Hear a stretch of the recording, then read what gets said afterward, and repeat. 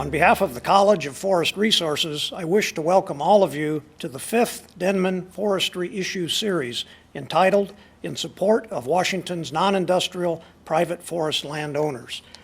We look forward to an exciting and informative program today. The purpose of the Denman Forestry Issues Series is to provide information and discussion on timely forestry and natural resource issues.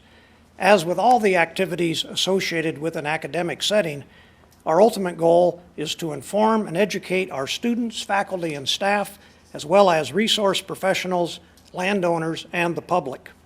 These programs are made possible through the generous support provided by the Denman Endowment.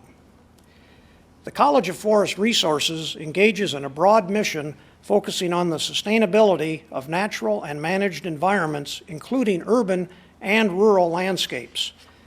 Sustainability is manifested through programs in sustainable forestry, sustainable urban environments, and sustainable forest enterprises. Today, we focus on the private forest lands in our state that are managed by non-industrial private forest landowners, or NIPF. Issues related to the economic dimensions of sustainability are foremost in the minds of many of these landowners as they face implementation of new forest practices regulations adopted by the Washington State Legislature and signed by Governor Locke in 1999. These new regulations are often referred to as the Forest and Fish Rules because they were enacted to ensure the ecological sustainability of our state's forested, riparian, wetland, and associated resources within a socially sustainable environment. This slide illustrates what we mean by sustainability, where in this little triangular area that I'm pointing to is the zone where full sustainability involving all three metrics is achieved. Sustainability of our environmental and ecological services, as well as our natural resources, is only assured if the economic, ecological, and social metrics are kept in the proper balance. The proper balance across the three metrics of sustainability may differ for different classes of owners. For example, non-industrial private versus public, or non-industrial private versus forest industry. The proper balance will also shift from one landowner to another within the NIPF land ownership category. Sustainability tries to ensure that future generations have the opportunity to enjoy the same products and amenities produced by our forest lands that we now enjoy. This slide illustrates the lack of sustainability, as at no point do the three circles interact, except for that little sliver where the pointer is right now. Our college is helping to address these new realities in many ways, one of which being today's discussion involving the management of our non-industrial private forest lands. Finding the proper balance is not an easy task. It has been and continues to be a wrenching transformation for many private forest landowners in Washington state. Large shifts in wealth are occurring as a result of this paradigm shift. A commitment to resolving these issues is paramount, for we believe that the shift towards sustainable management and higher standards of forest stewardship is irreversible and will grow stronger in future years. The new Farm Bill that was signed by President Bush on May 13th contains many new programs of importance to NIPF owners. Some of our speakers today will likely address some of these new programs. I wish to point out just two. The Sustainable Forestry Outreach Initiative is a new initiative under the Renewable Resources Extension Act that is designed to educate landowners regarding the value and benefits of practicing sustainable forestry and the importance of receiving professional forestry advice in achieving those objectives. In repealing the Forestry Incentives Program and the Stewardship Incentive Program, a new program, the Forest Land Enhancement Program, was created. This program will be funded at a level of $20 million per year over the next 5 years, and the program's goal is to establish a coordinated and cooperative federal, state, and local sustainability forestry program for the active management and restoration of forest on NIPF forest lands. Institutions of higher education are also asked to play an important role in this new effort. Turning to the importance of our discussion today, we need only look at a few summary statistics for Washington State. First, I wish to point out that about 60% of the state's commercial timberland lies in western Washington and 40% in eastern Washington. These 16.1 million acres cover about 38% of our state's total land area. 44% of this area is publicly owned and 56% privately owned, with NIPF and forest industry owners being about equal in their ownership. If we look at the status of the timber inventory, we see that 53% of the standing timber is publicly owned and 47% privately owned, with the NIPF and forest industry being just about equal in their inventory volumes. And lastly, in 1999, public lands contributed only 18% of the statewide harvest, while private lands made up almost 82%. NIPF owners accounted for 39% of the total harvest from only 20% of the commercial timberland area. These few slides begin to help us identify the problems we are here to discuss today. Private timberlands in our state are producing an increasing share of the timber harvest on a shrinking land base, while simultaneously being subjected to increasing regulatory pressures to provide a growing array of environmental services, amenity, and other public values. Who are the people that make up the NIPF ownership class, and how many of them are there? According to Birch, there are over 90,000 forest landowners in our state. Now, during the program today, some of our speakers may use different estimates of the number of landowners, as different measuring criteria are oftentimes used. So just keep that in mind. The demographics of an average NIPF owner are also interesting. The following figures, reported by Blattner and Baumgartner in 2000, reveal that the typical owner is about 57 years old, has been a landowner for 23 years, likely lives in a city of 5,000 or more people, and has a family income in excess of $50,000 per year. Lastly, the typical owner is very likely to be a male Caucasian. The typical owner has holdings that look something like this. The forest area is about 40 acres in size. That's the median value. The property is very likely to be owned by one person who is likely to allow public access and lives on the property. Non-resident owners are likely to live 50 or more miles from the forest property, and about 1/4 of the landowners have a fish-bearing stream on their property. Our program today consists of speakers from government, higher education, and the NIPF sectors. They will discuss the types of technical and educational assistance available to NIPF owners, some outreach and technology transfer programs such as the Rural Technology Initiative and the Small Forest Landowner Office, problems and obstacles encountered by a practicing tree farmer in Washington State, and lastly, an update on the Private Forest Forum. Growing recognition that our non-industrial private forest lands play a significant role in providing a variety of products, environmental services, and public values is the subject of today's discussion. I am sure that we will hear a variety of interesting proposals for changing and improving policies that affect these lands. I wish to thank all of today's speakers, as well as those who helped organize this event. I applaud your contributions because I believe the future of forestry and natural resource management in Washington State lies in promoting the sustainable management of our state's natural resources. With these brief comments, I will turn the podium over to Associate Dean Bob Edmonds, who will introduce the rest of our program. Our first speaker this morning is Steve Stinson. He's the Program Director for the Small Forest Landowner Office of the Washington Department of Natural Resources. He received an undergraduate degree from the Evergreen State College and a master's degree in forestry from the University of Washington. He travels the state along with the staff of the SFLO, providing information and on-the-ground assistance to small forest landowners. And he'll tell us about Small Forest Landowner Office of the Washington Department of Natural Resources. Steve. It's great to be here today.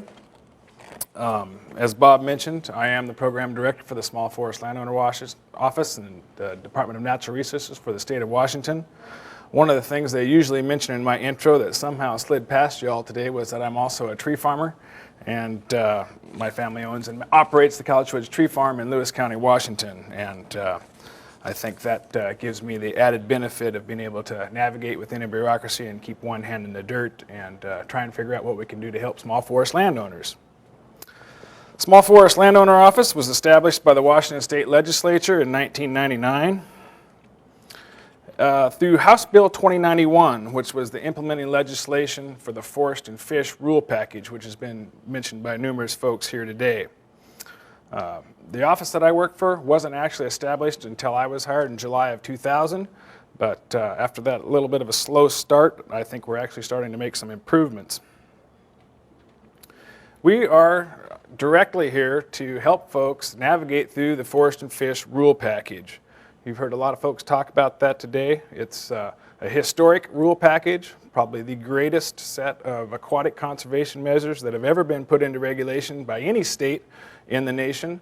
And the Small Forest Landowner Office is here strictly to help small forest landowners navigate through that complex rule package. We've heard a lot of talk about non-industrial private forests today. A lot of times we call them family forests. But who are non-industrial private forests? We've got several definitions running around out there. One of the primary ones that I came to work with was somebody that held less than 1,000 acres with no primary manufacturing facility. I apologize to Steve Gibbs if this is not the stewardship definition. We've got a Forest Practices Board definition used for road maintenance and abandonment plans that says that if you hold less than 500 acres, you're a small forest landowner. And the Forest and Fish Report itself gave us a new definition, which I am a champion of, and I would like to see other folks use this. That's a forest holding that harvests less than 2 million board feet. 2 million board feet in western Washington is a little more than 50 acres of second growth Douglas fir, about 50 years old, give or take. You go over to the east side, it's a whole different story, probably a whole bunch more acres. I like the impact-based definition. To me, this allows us to judge landowners based on their impact on the ground, not some arbitrary number based on acreage that may or may not be well-stocked or a variety of other factors. And in fact, it really gives me some flexibility when I look at a small landowner because it allows me to include larger landowners that have a lighter touch on the ground. And while all landowners are important, I think in these days of limited time and funds that our bang for our buck's definitely going after the larger forested landowners, and this rule allows me to do that. The Forest and Fish Rules Package, as I mentioned, is probably one of the greatest regulatory packages ever been put upon a state. It was the result of some intense negotiations with a broad stakeholder group, state and federal agencies, tribes, counties, landowners, and the environmental community up until the very end. And as I said, the Small Forest Landowner Office is here to help small forest landowners navigate this complex rule package. A little bit more about the demographics of small forest landowners. I've heard a lot of numbers tossed around today. But we've got approximately 40,000 to 91,000 landowners and an estimated 3 million acres, or about 18% of the available forest land base. I was told when I put this presentation together we're all going to use the same numbers, and I respect that, but I got to be frank with you folks. When you're in charge of an office that can't describe its constituency, you got problems. okay? There's no way we can judge the policy impacts of the regulation that we have, nor quantify the public values such as clean water, air, habitat, and aesthetics that these lands provide unless we have an accurate description of this constituency.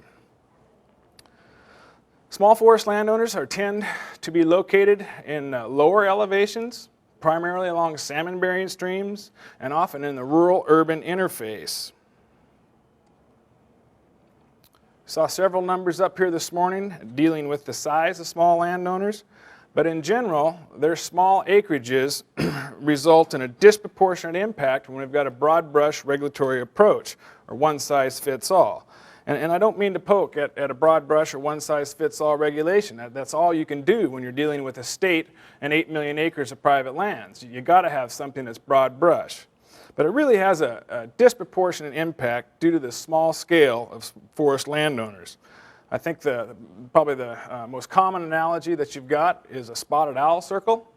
Spotted owl circle's got a 1.2 mile radius, over 6,000 acres. If you've got 40 acres of timber and a spotted owl comes and lands on your ground, not a pretty situation. We've got an 8 million acre land base that the forest and fish rules apply to, and about 3 million of that, although in the lower elevations, are non-industrial private forests.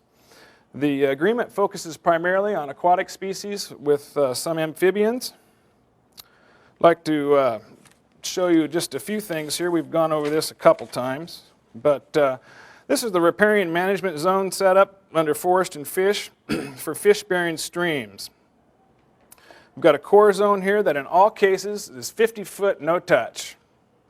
We've got an inner zone that, depending on site index or the productive capacity of your ground, will go from about 90 feet out to 170 feet, and then depending on your site capacity or growing capacity, your outer zone will vary from 140 to 200 feet. Now in the outer zone, limited activity or 20 trees per acre can be harvested. The inner zone is very much dependent upon your technical skills and abilities, i.e. your whether or not you can run the desired future condition program, which was developed by Weyerhaeuser during the negotiations, and your stand stocking. In other words, do you have enough basal area or tree count to allow any kind of removal? Another thing I'd like to point out here is that under the new rule, fish-bearing streams are based on potential fish habitat. Fish presence or absence doesn't make any difference. And what we're looking at now is biologists going out on the ground and basing your stream type based on physical criteria. Type 4 waters under the old rule system are demonstrated here. These are things that if you have a stream that doesn't have fish in it, and we're debating on physical characteristics, we're going to be looking at initiation points, seeps, springs, headwall areas, confluences, unstable slopes, 500-foot buffer from the confluence to the type 3. It's my professional opinion that the majority of streams, intermittent or not, that are under 1,500 feet in elevation will get a type F buffer. And that can have some pretty serious impacts on the small forest landowner in these areas. RTI has done a wonderful job doing some case studies on the small forest landowner issues, particularly a series of case studies in Lewis County, Washington, where I'm from. This is a small forested landowner that's got a couple hundred acres. About 44% of that is in the buffer zone. I'd like to point out a couple things here. Adjacent land uses got around this. Adjacent timber types we've got around this piece of habitat here. Now we're all investors. I think everybody here has got an investment of some sort. And I guess I would just ask you, will your investment take a 44% decrease in capital? So, one of the more troubling facts that I'm dealing with today is the loss of non-industrial private forest land. It's a pretty conservative number in my mind. This is based on Class 4 conversions under the Department of Natural Resources categories. I think it's fair to point out that while we do have one of the state-of-the-art forest practices regulatory systems in the state, it does not prevent landowners from converting their timber to non-forest uses. Most counties will allow you to convert your lands to non-forest uses with much lower levels of timber retention. Small forest landowner office programs. We've got a pretty explicit legislative mandate. First and foremost is the Forest Riparian Easement Program. Several folks talk about this so far this morning. We have the alternate planning process. I'll go into both of these in more detail here in a minute. We've got the Small Forest Landowner Office database. As I mentioned before, one of the more frustrating things that I had to deal with upon establishing this office and taking this job was the inability to define my constituency, both in tabular and spatial terms. I think that it's going to be critical that we continue to work on a database that allows us some sense of where landowners are in a landscape, how our policy and regulations affect these landowners, and again, an attempt to quantify the public values such as clean air, water, habitat, and aesthetics that these landowners currently provide society. We do a lot of outreach. Here we are today. I also have a fellow in our Olympia office that is a full-time outreach educational specialist. And we have a fair involvement in some of the policy situations that arise in this state. Probably foremost on that is working with the legislature. We've got a legislative report that the office does every 4 years, looking at trends on small forest landowners and the demographics. Forest Riparian Easement Program, or FREP as we call it, for those of you that are familiar with CREP, put out by NRCS. Basically, this program was designed to compensate landowners for the impacts, the fiscal impacts of the qualifying timber that's required to be left under the rules. And we got kind of an interesting situation here that Dr. Lipke alluded to. The legislature intended this program to be a compensation program. After it was handed to me, basically we have a document that attempts to purchase riparian function. Compensation versus purchase of riparian function. From a landowner's perspective, those are two very different things. It's a lease on the timber only, the qualifying timber that's on your property. No public access is required other than a small forest landowner forester occasionally walking around to make sure things are still where they were.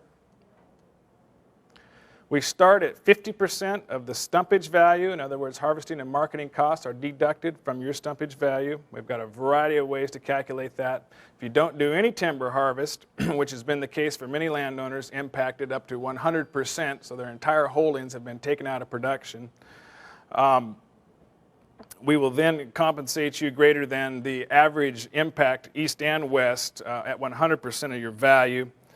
That's something we call a high impact override, and my past public speaking opportunities have shown me to go no further than this at this point in time, but if you'd like to discuss this afterwards, I'd be more than willing. And we've had a couple legislative bills go through that have simplified the easement program to a certain extent, and a couple more coming up. We are making some progress on making this more landowner friendly. But currently, landowners are reimbursed for the majority of the costs that go into setting up the easement program. In other words, the layout, any taxes, consulting fees, the rest of it. Alternate planning, been talked about quite a bit. In a nutshell, this is going to allow landowners to develop site-specific or functional approaches to managing their lands. Alternate planning process has received quite a bit of attention lately. We've got strong stakeholder agency support to make this process work. The Forest Practices Board has put together a committee to deal with small forest landowner issues, streamlining the Forest Riparian Easement Program, making alternate plans work for small landowners, addressing road maintenance and abandonment plan issues, and I think the potential for addressing potential fish habitat impacts for small landowners will be the four things that these committees continue to deal with. The Forest Practices Board Committee spent most of last summer touring the landscape, looking at a variety of small forest landowner situations. From that process, we've developed draft guidance documents to help landowners and observers work through the process. We've developed 8 alternate planning scenarios, which are actually site-specific examples that we hope are applicable to a large range of landowners to help them through the process. And as was mentioned before, the whole effort is looking at creating a template situation for a small forest landowner, something that would sort of be an off-the-shelf alternate plan. You notice that's not up here in an actual bullet. There's a reason for that. Templates, I think, are showing to be much harder to do than we actually thought, so we don't actually have a template. However, we do have some draft guidance strategies for an overstock stand template that I would be happy to share with anybody that thinks they might have that situation. I'd like to talk a little bit more about the Small Forest Landowner Office Database Project. I know I kind of sound like a broken record on this one, but if I can't describe my constituency, I can't do my job. So, the database project was initiated as a result of the request for legislative reports by the Washington State Legislature, who have acknowledged the impacts of forest and fish on a small landowner. They basically want to know who the landowners are, where they're at in the watersheds, which watersheds are dominated by small forest landowners, and some other demographic information that has been a little hard to track down from tax parcel database information. So we've taken our first shot at the tax parcel database information mailing list and sent out a small forest landowner survey to folks asking them how forest and fish is affecting them, what kind of technical assistance that they need, and you know, in general, what are your issues and what can a small forest landowner office do to help you through them. The database helps us focus our outreach. We've got a variety of partners that are working with us to address these situations. There is no small forest landowner office database, or excuse me, database on small forest landowners until we began this effort, so it's been pleasing to see the interest that's in this, and we've been able to share this information with a wide variety of stakeholders in terms of just the mailing list information. And I guess I'd like to just really make the pitch that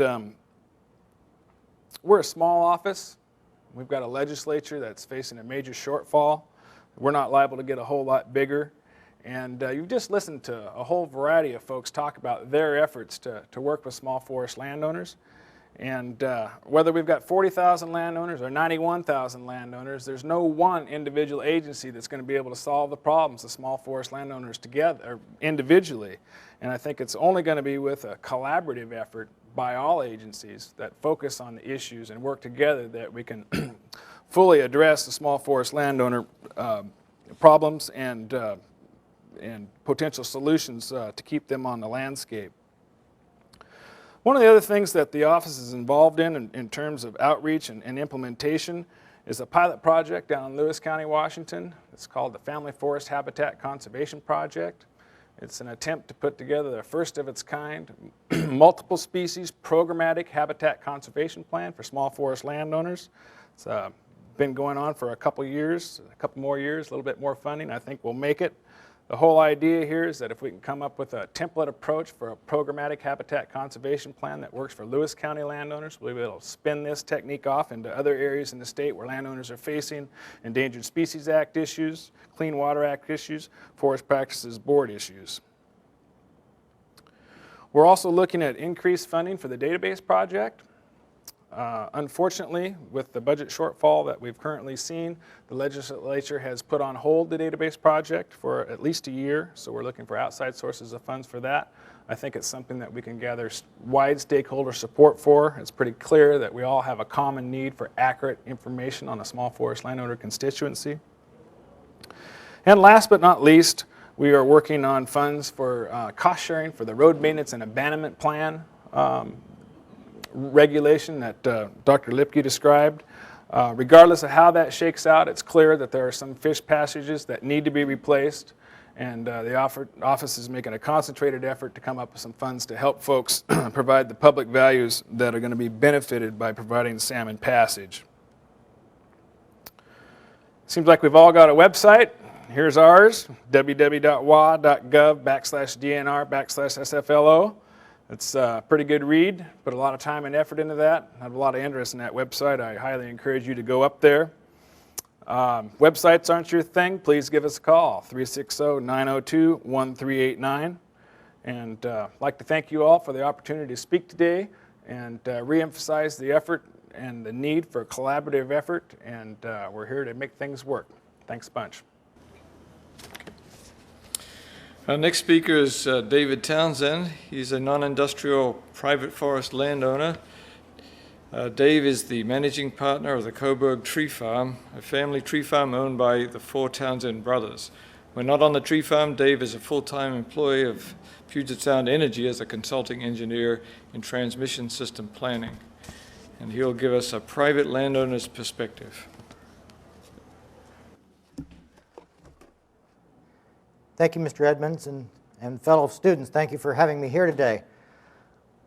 I am an NIPF. I feel like I've got that crossed my forehead today. I've heard that, but I don't consider myself an NIPF. I'm just a tree farmer. I like to get out and grow trees when I'm not fully employed, earning the pay to put the dinner on the table. I'm going to talk for a few minutes this morning about what I am, what our goals are, and what is working right in the nature of forestry for the small landowner. And then I'm going to talk a little bit about what's not working right. What are the goals that we have, the challenges that are preventing us from meeting our total goals. Like I said in the introduction, I'm a tree farmer, a third-generation tree farmer. My grandfather purchased the property originally, and my brothers here in the slide and my mother currently manage the property today. Our goals are mostly around income, mostly for education, for retirement, but it also is a wonderful place to raise a family, to have family picnics, and we take great pride in our forest and our ownership, and we hopefully, hope that will last forever. Our goals are to have periodic harvests as required to maintain a sustained basis on the property forever. We're trying to take the property which is right now, which is pretty much all even age stands throughout, and to convert it to a number of management units then which can be harvested on a periodic basis forever.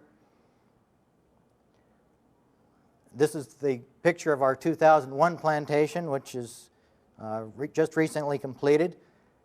One of our other goals is that we try to instill good stewardship into not only the rest of the family members, but others who come out and work on our property. We take very much pride in our ownership.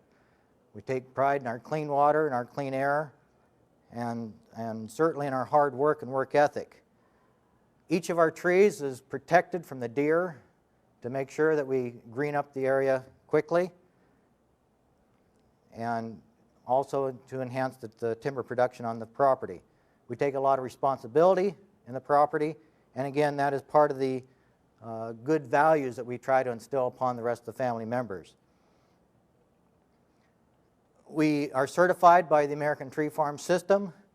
We belong to the Washington Farm Forestry Association, and we are recently recognized by the Ording Lions as one of the outstanding farmers in Pierce County.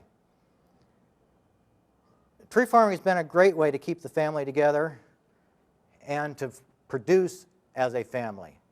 Obviously, what we produce is with our own hands is what we get from our own hands. We earn what we've done. And again, this is a great way to instill the work ethic in the family. It takes long-term planning, good values, environmental stewardship, and we also take pride in having various scouts and church groups on the property. The Boy Scouts love it as a place to camp, earn merit badges, and learn part about forestry themselves. But we're kind of wondering if all of this really counts. What is going to be the Coburg Tree Farm of the future? We don't know. Certainly the speakers that you've heard this morning are going to help us define where we're going to be 10 and 20 and 50 and 100 years from now. I know where we'd like to go, and I hope that the laws will encourage us and permit us to continue to harvest trees on a periodic basis forever. I've literally worked on a lifetime on the forest. When I was about this high, I got paid 25 cents for the day if I didn't get hurt. When I was 8, I was too young to run the chainsaw, but I had a machete. Grandpa showed me how to girdle the alder with a machete to kill out the small, the depressed, the small trees, such that the bigger trees could grow. When I was 11, he showed me how to prune. And I had a long pruning saw, and we'd prune our trees up. We were pruning in the mid-60s, before pruning was considered hardly at all. When I was in college, I planted the 76 plantation. Today, that is about ready to be thinned. In the 20s, we fertilized a lot of the property. By hand, 1 coffee can full, surrounded around each tree, and then carefully marked with a spot of paint to indicate that that tree had been fertilized. Now, I've got a son at the University of Washington. Tuition is going up, if you hadn't heard. And you know what? After literally working a lifetime in the forest, now the state says, oh, you can't cut those trees. They're too close to the stream. I'm thinking, excuse me?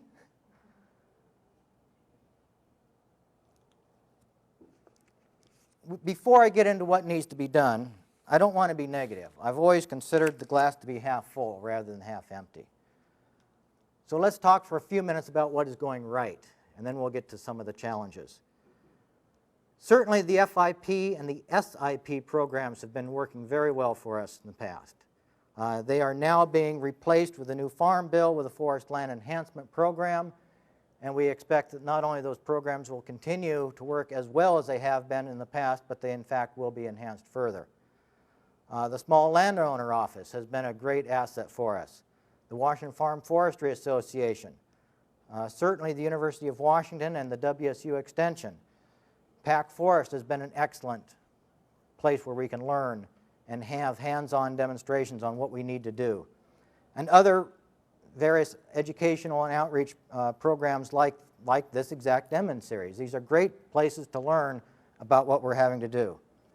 One of the challenges, of course, we have is that all 4 of us, all 4 of the brothers, we must work outside the family full-time in order to put food on the table. The tree farm is not economically viable to support our families. And thus, for a day like today, I'm probably the only one here on a paid vacation day. This is how I spend my vacation time, either talking about trees or working on the tree farm. And so finding time to implement some of these practices is very difficult. It's very difficult to spend time, certainly weekends, but also family vacation time. There just is not enough of it. If the tree farm had been more viable financially, that that might make things a little bit easier, but I don't see that changing. 280 acres is quite a bit of timber. Compared to some of the statistics that Mr. Stinson was talking about earlier, we are a little bit larger than average, but still we're not economically viable in order to support the families. So what are some of the other major problems that we're facing? Certainly the major problem that even makes it less economical than it is today are the new forest and fish rules. Let me paint a picture here for some of those in the audience that do not own a tree farm and may not quite understand what some of this impact is. Several of the employees in the audience are either a member of a 401k or a 403b plan. These were retirement plans set up years ago to encourage people to take on a little bit more responsibility for their own retirement. Well, instead of a 401k, I spent my weekends and my vacation time as a second job as a tree farmer. But for those of you that do have a 401k, you've worked for years, maybe 20, 30 years. You've built up this account, which is a fairly good size now, and you're finally looking toward retirement. But all of a sudden, the government says, ooh, we got a budget crisis here. We're going to take all the 401ks across the nation, and we're going to chop their values by 30%. That 30% automatically goes to paying the national debt. If the government did that, how much fight do you think there would be? How much furor, how much outcry would there be from the United States citizens? there'd be a tremendous outcry. But wait a minute, the government says, we're not going to kill you entirely. If you sign a 50-year agreement that we can oversee what you're doing in your 401k, we'll give you half of that what we took back. Well, nice, half. What about the first half? Like I say, I've literally worked all my life in the woods on vacation time and on weekends, and now that my son's in college and the tuition's going up, they say, no, you've got to leave 170 feet of timber on either side of this stream. I just happen to have a half mile of this stream, which comes to somewhere between 25 and 30 acres of timber worth somewhere between $100,000 and $200,000 that the law says I must leave. Who's going to pay for that? It's easy when a forest and fish biologist, and I don't mean to pick on them in particular, but they say, oh, you've got to replace this culvert, Mr. Townsend. It's not 6 feet in diameter. Does that forester recognize that on my stream, that's going to cost $15,000? What is better for society, sending my kid to a full year of school for $15,000 or replacing that stream? That culvert, I mean. That culvert that we have there extends, the stream extends, the type 3 water extends 900 feet upstream from that stream. So where's my economic return on this $16,000? How much habitat are we really restoring? Is that the best use of the funds? It's kind of interesting, just upstream from where I live, there's a type 3 water, and they've just recently put in a new gas station there. They stripped the land bare, down to bare dirt within 50 feet of the stream. They put in 3 10,000-gallon gas tanks and then covered it with asphalt. And I'm looking at this and saying, where's the equity? Where's the equity? There's some things we need. One thing that hasn't been too much talked about today is permanent estate tax relief for tree farmers. The Congress passed the laws which are mitigating estate taxes over years, but of course then they put in the sunset law also, which takes away all the mitigation that they put in. Tree farming is at least a 50-year long-term window. We can't look at, well, they're going to do something for 6 or 8 or 10 years, then we don't know what the laws are going to be beyond that. We need permanent estate tax relief for family-owned farms. Certainly, does it do anybody's good to have to cut 50 acres of timber simply to pay the estate taxes? What societal goal is accomplished by requiring that?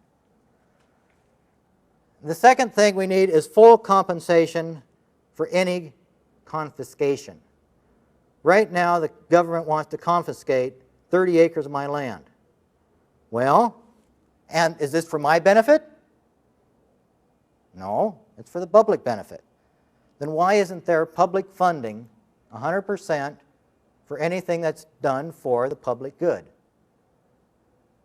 We're definitely in support of clean air, clean water. But again, if it's a public benefit, shouldn't it be paid for by the public? Why should I, one of the very small timber owners who do this on the weekend, be forced to front the economic realities of doing this? Why is it on my shoulders? Culverts, that'll be a big-time issue. Road management plans, those are big-time issues. Leaf trees, buffers, these are all extremely expensive. And if we can't economically continue the tree farm, what alternatives do we have? What societal goals is met if we convert the tree farm to another use? And thirdly, then, which ties in with these other things, is that the rules must reward and encourage staying in forestry, especially in these streamside buffers. Right now, let's assume I've got this stream and that my buffer is a bunch of brush, some small pulp alder, scrub trees. It's been unmanaged. There's nothing much there. My buffer is 170 feet. Now let's say instead of leaving it totally unmanaged, I've pruned, I've fertilized, I've planted trees, and I've got some very nice timber all within this stream buffer. What's my buffer? 170 feet. What was the economic cost of the first buffer in the unmanaged forest where the landowner did nothing and just let the brush lay there? The cost of him to leave 170 feet, probably next to nothing. But those of us who have tried to be good stewards of the land, who have planted the trees, who have thinned the trees, who have nurtured the trees, and we've got a nice stand of timber, what is our cost? Significant. Like I say, we're looking at somewhere between $100,000 and $200,000 in total impact.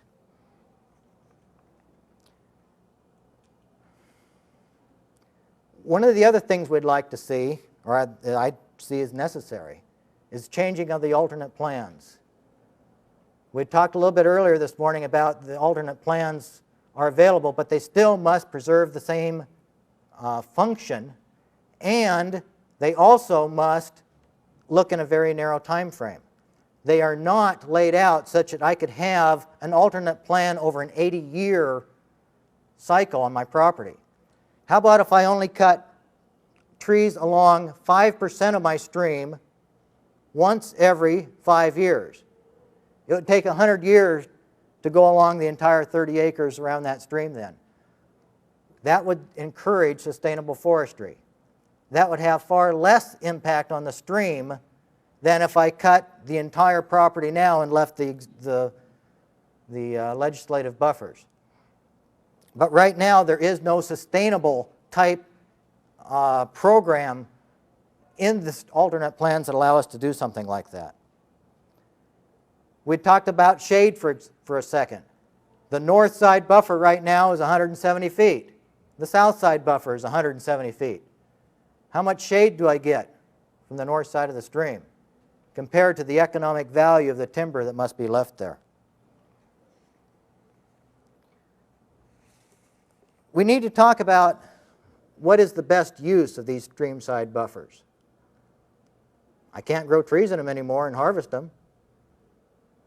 If we had told Boeing that they had to sell half of their airplanes for half price, do you think they'd make airplanes? Why should I grow trees inside that streamside buffer? If the wheat farmer is told that he could only sell within the 170 feet of the streams his wheat for half price, would he grow wheat in that 170 feet? That wouldn't cover his costs. Tree farming is a great second job. I love it. It gets out in the outdoors, the woods. You feel like you've done something at the end of the day. You can look back and see what your accomplishments have been. But at the same time, we must continue to encourage that. Simply instilling good values to your family members is not going to, allow us to continue forestry forever on this parcel like what we'd like. I can't harvest it within that stream side, but you know what? I get to pay the property taxes. Great.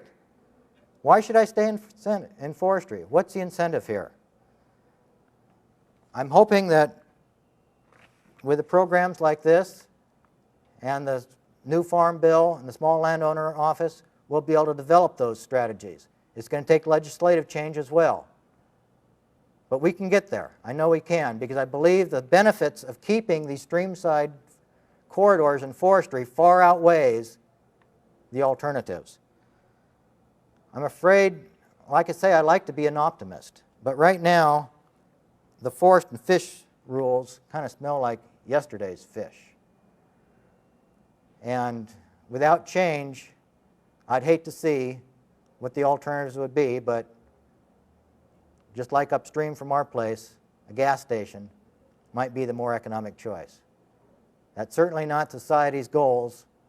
It's not my goals. And with your help and the legislators' help, we can make sure that that doesn't happen. Thank you.